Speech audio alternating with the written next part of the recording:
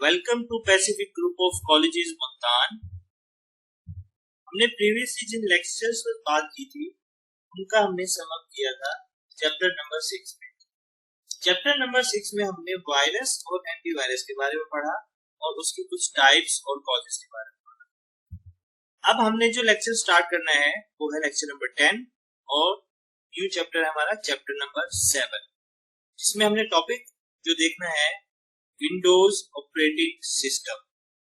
Operating system को क्या कहते हैं, इसलिए यूज किया जाता है और कहाँ यूज किया जाता है, ये सब चीजें देखने से पहले हम उसकी डेफिनेशन को देख लेते हैं और उसके मैकेनिज्म को देख लेते हैं। ऑपरेटिंग सिस्टम हमारे पास एक ऐसा सॉफ्टवेयर सिस्टम है जो कि इंटरफेस प्रोवाइड करता है। इंटरफेस क्या चीज है? आपको एक जगह से कनेक्टिविटी प्रोवाइड करने के लिए एक मैकेनिज्म ऑपरेशन के लिए चाहिए। जैसे कि मोबाइल यूज करने के लिए आपको यूजर को इंटरेक्शन करनी है, तो इंटरेक्शन किसके साथ होगी? इंटरफेस के साथ। तो इंटरफेस हमारे पास इंटरेक्शन के लिए एक बेसिक एलिमेंट है। अब ऑपरेटिंग सिस्टम क्या कर रहा है? आपको यानी कि यूजर को इंटरेक्शन प्रोवाइड कर रहा है कंप्यूटर्स के साथ। तो एक ऐसा सिस्टम जो कि यूजर को कंप्यूटर के साथ इंटरेक्शन प्रोवाइड करे, उस सिस्टम को हम ऑपरेटिंग सिस्टम। ऑपरेटिंग सिस्टम की बहुत सारी डेफिनेशंस हैं, उसमें से चंद डेफिनेशन हम यहाँ पर डिस्कस करेंगे। जैसे कि पहली डेफिनेशन में हमने कहा कि ऑपरेटिंग सिस्टम यूजर और कंप्यूटर के दरमियान इंटरफेस प्रोवाइड। दूसरी चीज, इसका जो मेन एलिमेंट है कि without an operating system computer आपका यूजलेस है। कंप्यूटर के अंदर, मोबाइल के अंदर अगर आपके पास ऑपरेटिंग सिस्टम ही नहीं है तो आपका कंप्यूटर और मोबाइल यूज बेकार। नेक्स्ट जो इसका एलिमेंट है कि अपने ये देखते हैं कि आखिर हम इसको यूज क्यों करते हैं, इसका मकसद क्या है। दो चीजें होती हैं कंप्यूटर में, एक सॉफ्टवेयर और एक हार्डवेयर।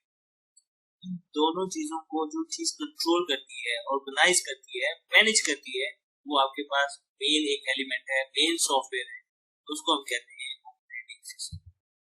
अब यहाँ पर जो बात हमने की थी कि ऑपरेटिंग सिस्टम आपके पास यूजर और कंप्यूटर के दरमियान इंटरेक्शन प्रोवाइड, यहाँ से यहाँ तक।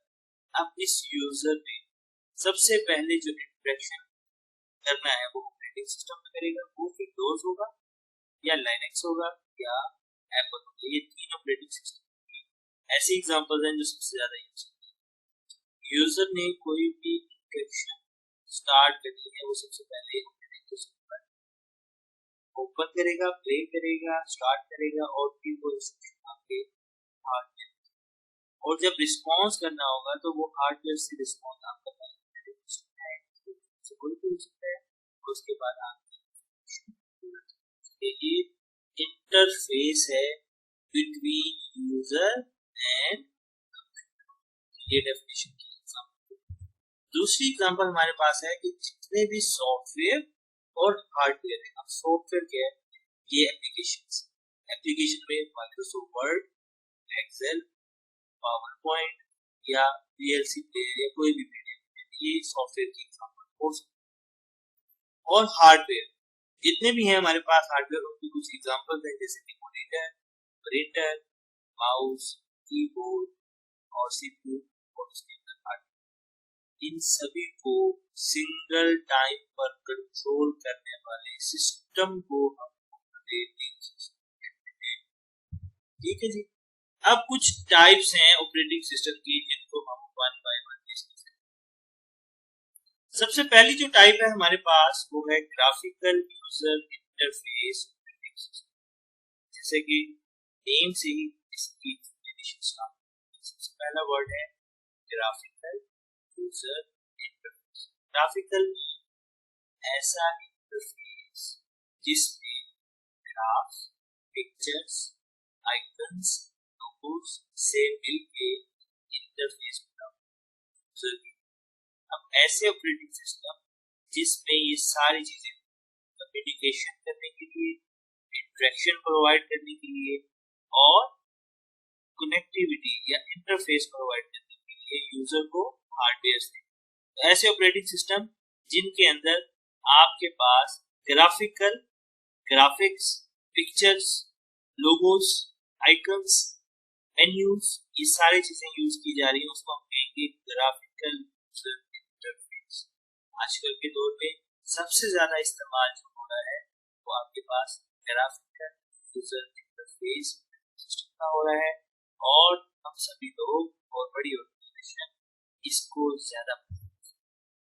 दूसरी जो टाइप है हमारे पास, इनकी एग्जांपल्स मैं नेक्स्ट स्लाइड्स में आपके साथ शेयर करूंगा। दूसरी जो टाइप है हमारे पास ऑपरेटिंग सिस्टम की, उसमें कमांड लाइन ऑपरेटिंग सिस्टम है। कमांड लाइन ऑपरेटिंग सिस्टम क्या करता है, यूजर को इंटरफेस प्रोवाइड करना उसका काम, लेकिन as compare to graphical user interface, command line operating system आपके जो ऑपरेशंस हैं वो आपसे कमांड्स की सूरत में एग्जीक्यूट करता है। फॉर एग्जांपल, आपको अगर कोई फाइल ओपन करनी है तो एक स्पेसिफिक विंडो होती है जिसको हम कहते हैं कमांड प्रॉम्प्ट, इसके ऊपर कमांड्स रन करनी, उसके ऊपर आपने वो कमांड टाइप करनी होगी, फिर एंटर करेंगे तब जाके आपकी वो फाइल ओपन होगी। तो जब आपने ऐसा इंटरफेस यूज करना है या ऐसा ऑपरेटिंग सिस्टम यूज करना है जिसके अंदर सभी कमांड्स के थ्रू, सभी एक्शंस कमांड्स के थ्रू प्रोसेस कर रहे हो, जिसमें आपको कमांड्स बकायदा से लिखनी हो, क्लिक करना है उसकी एक स्पेसिफिक कमांड होगी, वो कमांड लिखेंगे तो वो क्लिक का ऑपरेशन परफॉर्म हो जाएगा। कोई फाइल ओपन करनी है उसके लिए आप कमांड्स लिखेंगे, टाइप करेंगे अपने हाथ से कीबोर्ड से, फिर वो एक्शन कंप्लीट होगा। आपने कोई चीज सेव करनी है, आपने कोई चीज जैसे कि मूवी देखने के लिए आपने कोई वीडियो चलानी है, आपने कोई चीज सेव करनी है, डिलीट करनी है, कॉपी करनी है, तो ये सभी चीजों के लिए आपके पास कमांड होती है, आप उनको कमांड के थ्रू एग्जीक्यूट कर सकते हैं। तो ये दूसरी टाइप है आपके पास। अब वन बाय वन हमारे पास एग्जांपल, विंडोज जो हम यूज कर रहे हैं उसकी जो ग्राफिकल यूजर इंटरफेस सिस्टम, उसकी ये एग्जांपल है हमारे पास। हमने जो भी चीजें यूज करनी होती है उसकी यहाँ पर हमें आइकन, जैसे कि यहाँ पर टाइम देखना है, इसके ऊपर हम क्लिक करेंगे, ये हमारे पास एक एलिमेंट है इसका, इसको हम नेक्स्ट स्लाइड डिस्कस करेंगे क्या चीज है, इसको हम क्लिक करेंगे ये ओपन हो जाएगा। और इस छोटी सी वीडियो में भी ये दिखा रहे हैं कि हमारे पास मेन्यूज होते हैं, ऑप्शन होती हैं, जिनको हम सिलेक्ट करके अपने different task, different operations perform कर सकते हैं। हमारे पास ग्राफिक्स की सूरत जैसे कि पिक्चर्स, मेन्यूज, विंडोज, ये सारी चीजें ग्राफिकल यूजर इंटरफेस सिस्टम का पार्ट। तो ये हमारे पास विंडोज ग्राफिकल यूजर इंटरफेस की एक एग्जांपल। दूसरा जो ग्राफिकल यूजर इंटरफेस है वो हमारे पास एंड्रॉइड। हम जितने भी लोग हैं ज्यादातर एंड्रॉइड यूजर्स हैं। एंड्रॉइड हमारे पास मोबाइल फोन का ऑपरेटिंग सिस्टम है जिसकी टाइप है ग्राफिकल। इसके अंदर भी आपने जो भी ऑपरेशंस परफॉर्म करने होते हैं उसमें लोगोस, जैसे आपने मेन्यू खोलना है तो ये आप ऑप्शन सेलेक्ट करते हैं, क्लिक करते हैं और सारे आपकी एप्लीकेशन आ जाती है, आप सेलेक्ट कर लेते हैं और काम परफॉर्म करते हैं। यहाँ पर भी आपके ऑपरेशंस को कंप्लीट करने के लिए आपके पास ग्राफ्स, पिक्चर्स, लोगोस यूज किए जा रहे हैं, इसलिए ये भी आपके पास ग्राफिकल इंटरफेस। ठीक है, यहाँ पर अब जो इंटरफेस आपके सामने नजर आ रहा है इसको हम कहते हैं कमांड लाइन इंटरफेस। इसको ऑपरेट करने के लिए हमें कमांड्स की जरूरत पड़ती है, जैसे कि यहाँ पर हमने एक नेम लिखा किसी भी फाइल का, उसके अंदर जो चीज लिखी है जीसीडी की वो सामने आ गई। अब उसके लिए जो पासवर्ड लिखना था वो हमें टाइप करना पड़ेगा। तो ये एक छोटा सा काम परफॉर्म करने के लिए हमें ये सारी कमांड्स याद भी रखनी पड़ती है और इनकी करेक्शन भी सही लिखनी पड़ती है, क्योंकि यहाँ पे ऑटो करेक्ट का कोई ऑप्शन नहीं होता। ये सारी कमांड्स यूजर को याद रखनी पड़ती है। इसी तरह से इसकी कोई एग्जांपल है, हम बैकअप की बात करते हैं हमेशा कि बैकअप किस तरह से बनाएं। कमांड लाइन के थ्रू बैकअप बनाने का ये एक छोटा सा तरीका है, लेकिन ये कमांड लाइन के अंदर ही आपका दूसरा जो इंटरफेस है वो ओपन हो गया, जिसको हम GUI कहते हैं। लेकिन स्टार्ट इसका कहां से हुआ था, कमांड से। ये नोटपैड ओपन किसी भी फाइल को ओपन करने के लिए उसको हम लिखेंगे, एंटर करेंगे, वो फाइल यहाँ से कमांड्स के थ्रू ओपन हो जाएगी, फिर हम उसके ऊपर काम स्टार्ट कर सकते हैं। तो ये कमांड लाइन ऑपरेटिंग सिस्टम। अब हमारे पास जो इम्पोर्टेंट चीज है क्वेश्चन पॉइंट ऑफ व्यू से, लॉन्ग क्वेश्चंस भी आ सकता है जो इम्पोर्टेंट है और शॉर्ट क्वेश्चंस भी इसमें समझ सकते हैं। अब आपने नोट करना है, मैं आपके साथ पीछे भी शेयर कर दूंगा, बट अब इसके अंदर हमने क्या चीज देखी है कि difference of command line interface operating system and graphical user interface operating system of features are. जो के फीचर्स हमारे पास हैं उनमें से हम वन बाय वन सभी का कंपैरिजन आपके साथ डिस्कस। जो सबसे पहला फीचर है ईज, यानी कि इन दोनों को यूज करने में सबसे ज्यादा आसान कौन सा है, तो उसको क्योंकि अभी मैंने एक बात की कि कमांड लाइन के अंदर आपको किसी भी काम को परफॉर्म करने के लिए बहुत सारी कमांड्स को याद रखना पड़ता है, तो ये चीज तो आसान नहीं है। बट आपको जब ग्राफिकल यूजर इंटरफेस यूज करना है वाइस वर्सा, तो उसके अंदर आपको किसी भी चीज को याद रखने की जरूरत नहीं है। आपको ये पता है कि माई कंप्यूटर को ओपन करना है तो उसका आइकन कैसा है, हमने उसको डबल क्लिक करना है वो ओपन हो जाएगा, उसकी तो कोई कमांड नहीं याद है। एक टाइम में हमने कंप्यूटर्स पे या मोबाइल्स पे मल्टीपल टास्क परफॉर्म करने होते हैं। अगर हमें सभी की कमांड याद रखनी पड़े तो हम तो कभी भी कंप्यूटर को खरीदे भी ना, कि हमारा तो मेमोरी टेस्ट हो रहा है।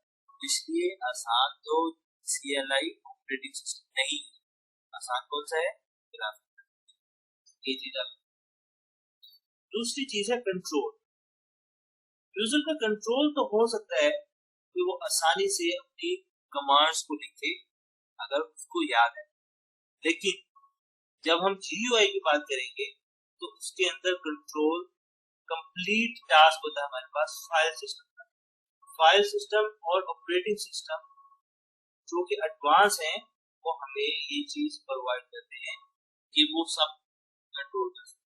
बट कमांड लाइन में ये सारी चीजें कंट्रोल यूजर ने खुद कर, GUI के अंदर ये चीज कंट्रोल कौन करता है, मल्टीटास्किंग क्या चीज होती है, ये एक फीचर है हमारी ऑपरेटिंग सिस्टम कि एक टाइम में बहुत सारे काम टास्क को हैंडल करना मल्टीटास्किंग कहलाता है एट नॉर्मल लेवल, लेकिन इसकी लॉजिकल डेफिनेशन है वो हम बात कर सकते हैं। हम मल्टीटास्किंग को कैसे मैनेज कर सकते हैं हम CLI के ऊपर, क्योंकि एक टाइम में तो एक कमांड चल रही है, उसके ऊपर मल्टीटास्क कैसे करेंगे। पहली टास्क पूरी होगी तो दूसरी टास्क चलेगी ना, पहली कमांड एग्जीक्यूट होगी फिर दूसरी टाइप करेंगे वो एग्जीक्यूट होगी, इसलिए मल्टीटास्क कमांड लाइन के ऊपर नहीं, GUI के ऊपर बहुत आसानी से एक टाइम में एक विंडो ओपन की हुई है और साथ में कैलकुलेटर्स भी चल रहे हैं, साथ में आपका टाइम है वो भी चल रहा है, साथ में आपकी कोई वेबसाइट भी खुली हुई है, साथ में आपने गाना भी चलाया हुआ, तो मल्टीटास्किंग। स्पीड, हमें कमांड्स लिखने में ज्यादा टाइम लगता है या क्लिक करके ओपन करने में ज्यादा टाइम लगता है, ऑफ कोर्स क्लिक करने में कम टाइम लगेगा ना, स्पीड किसकी ज्यादा है, GUI। लेकिन अब एक लास्ट जो फीचर है वो उसमें कमांड लाइन लिखने वाली, वो कैसे, स्क्रिप्टिंग होती है हमारे पास कि हमने एक ही साथ बहुत सारे इंस्ट्रक्शन लिख के एक कागज में से, यानी कि एक कागज, वो क्या कहलाती है। अब कमांड लाइन का तो ऑपरेशन ही यही है कि वो लिखी हुई चीजों को एग्जीक्यूट करता है, उसको एक ही साथ बहुत सारी हम इंस्ट्रक्शन लिख के दे देंगे तो वो सबसे ज्यादा अच्छे परफॉर्म करेगा कौन, command line operating system. But जब आपकी बात की जाती है स्क्रिप्टिंग की GUI के लिए, वहां पर तो मैन्युअल और कंट्रोल होते हैं, उन्होंने अपना काम अपना टास्क उसी तरह से परफॉर्म करना है जैसे कि उनको इंस्ट्रक्ट किया गया वन बाय वन। तो स्क्रिप्टिंग के अंदर आपका जो GUI है वो थोड़ा सा डाउन है और आपका जो CLI है वो थोड़ा सा अप। ठीक है जी, ये था इसका एक बेसिक सा कंपैरिजन और उसके ऊपर आप डिस्कस कर सकते हैं मुझसे अगर कोई चीज समझ में ना आई हो। नेक्स्ट जो चीज है आज के लेक्चर में लास्ट हमारे पास वो है पर्पस ऑफ ऑपरेटिंग सिस्टम, कि आखिर ऑपरेटिंग सिस्टम का मकसद। सिंपलेस्ट लेवल पे दो बेसिक पर्पस है ऑपरेटिंग सिस्टम। पहला, it manages hardware and software resources of system. अब उन सिस्टम में जो भी कंप्यूटर है, जो भी मोबाइल, उसकी रिसोर्सेज क्या हो सकती है? उसकी रिसोर्सेज होती है कि हमारे पास क्या चीज है, सोर्स क्या है, रिसोर्स क्या है, कितनी पावर है, कितनी कैपेसिटी है। आप कंप्यूटर्स की वो चीज क्या होगी? प्रोसेसर यानी कि पावर, मेमोरी यानी कि याद दहानी, डिस्प्ले यानी कि बस कैपेसिटी कितनी है। ये सारी चीजें क्या है? कंप्यूटर की रिसोर्स और हार्डवेयर रिसोर्स। सॉफ्टवेयर के अंदर आपकी एप्लीकेशन है जो कि हार्डवेयर के ऊपर चलती है। इन दोनों को मैनेज करना इसका पहला और सबसे मेन पर्पस है ऑपरेटिंग। दूसरा purpose, it provides a stable, number one, consistent way for application to deal with the hardware।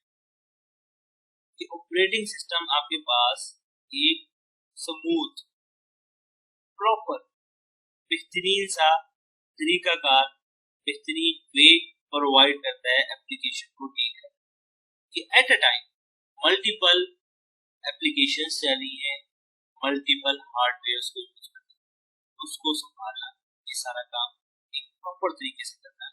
इसका नाम बेसिकली ये फर्स्ट पर्पस को थोड़ा सा एक्सप्लेन किया है।